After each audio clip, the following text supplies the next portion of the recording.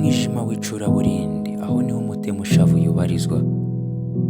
Mu nyanja yuje umuhengeri ndetse no mu mvura yuje inkuba, ni nako nyiri umutemushavu yabayeho. Mbese nawe birakugora kubabarira? Martin Luther King yavuze ko kubabarira bidakuraho izina ry'ikosa ryagukorewe cyangwa ngo bibe kwirengagiza ko wakoserejwe.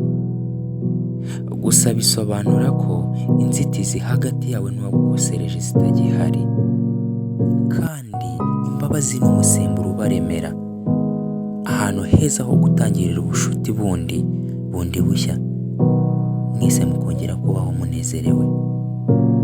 Jya ubabarira, bizakubakamo ubumuntu.